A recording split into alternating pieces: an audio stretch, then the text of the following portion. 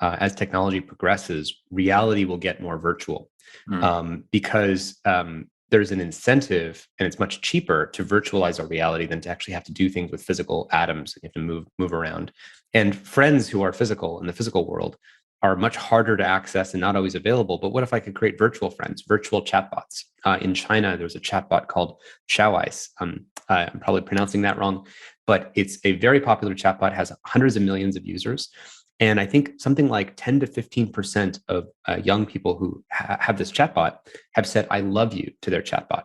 Wow. And it becomes their primary relationship of support, because when you're sitting there by yourself, you can't leave your home, and you want friends, but your friends aren't always available. In fact, they're all busy kind of getting sucked into their rabbit holes on social media. And as we increase the number of friends we have, we spread ourselves more thin. So we can't respond to all those messages from all those people. And so people then, if you compare a real person's availability to a chatbot's availability, the chatbot's going to outcompete eventually as it gets better and better with things like GPT-3. For audience members that you have who may not know, GPT-3 is the new technology that allows you to basically synthesize text that passes the Turing test, meaning text that will make you believe that it was generated by a human, even though it's generated by machines. So you can have these long form conversations with a bot that actually feel indistinguishable or better than human. And that is going to be a major application that emerges. And so as this progresses, we're going to have, virtual romantic partners. There's already these sort of sex bots where you can basically have, and it's one of the biggest classic, as you get a new technology, what is the first movie adoption? Her. The movie Her. Yeah, That's absolutely. that.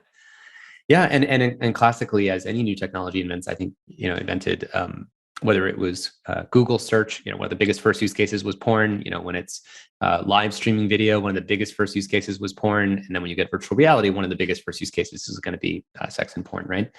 And so I think the temptation to virtualize our lovers, to virtualize sex, to virtualize relationships, to virtualize friendship, that is a cheaper and more efficient way for people's needs to be "quote unquote" met, but it's not really going to meet their needs, right? And so we have to get into that question. I mean, if I say that out loud, if you just notice your reactions, does that feel like a good world that you want to live in? Like, just for listeners, right? Fundamentally, the reason why we're talking to you today is because we're concerned, and it's to separate two things. It's not the concern with innovation. It's not the concern with technology. Those things are amazing and are radically reshaping the human experience in amazing ways. At the same time, there's the shadow side of it.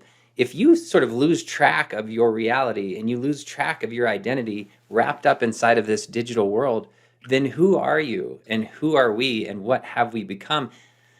That's a concerning conversation.